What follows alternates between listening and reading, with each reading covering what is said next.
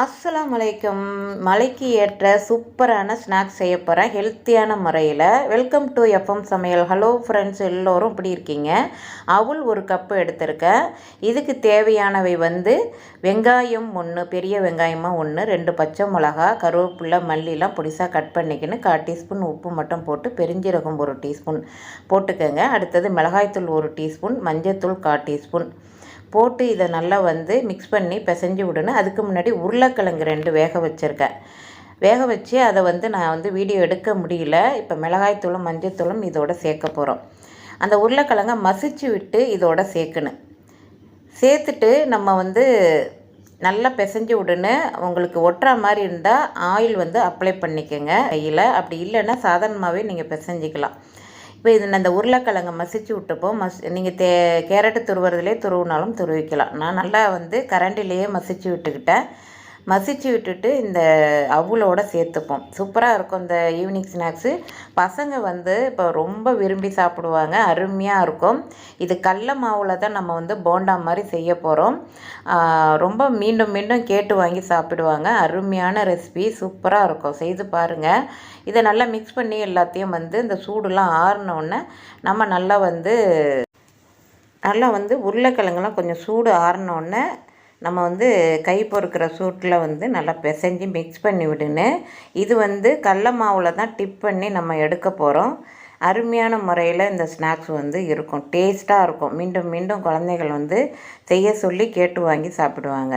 இந்த பதத்துக்கு மாவை நம்ம சப்பாத்தி மாவு பதத்துக்கு பிசைஞ்சிக்கணும். ஆனால் சப்பாத்தி மாவு மாதிரி பிசையக்கூடாது. ஓரளவுக்கு பிசைஞ்சு வச்சுக்கணும்.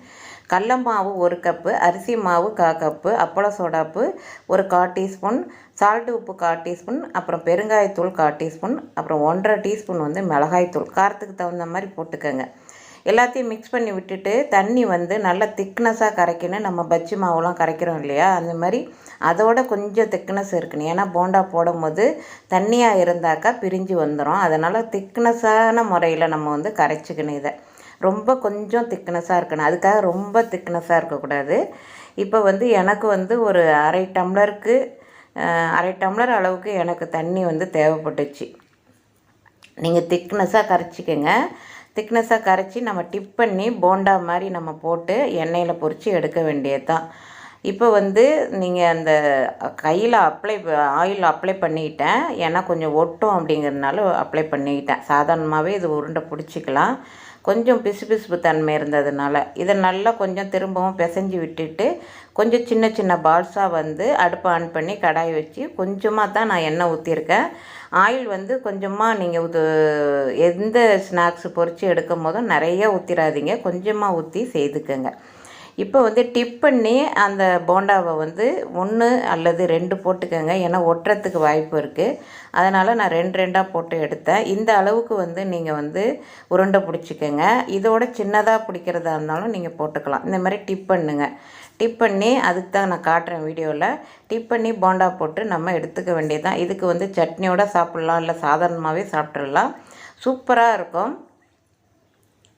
ஈவினிங்கில் தான் நான் செய்தேன். டீ காஃபியோடு சாப்பிடும் போது சூப்பராக இருந்துச்சு. அருமையான டேஸ்ட்டாக இருந்துச்சு.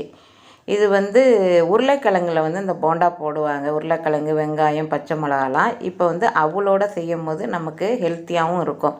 பசங்களுக்கும் ரொம்ப நல்லது. அடுத்த சூப்பரான ரெசிபியுடன் உங்களை சந்திக்கிறேன். சப்ஸ்கிரைப் பண்ணாதவங்க சப்ஸ்கிரைப் பண்ணுங்கள், லைக் பண்ணுங்கள். தேங்க்யூ ஃபார் வாட்சிங். பபாய்.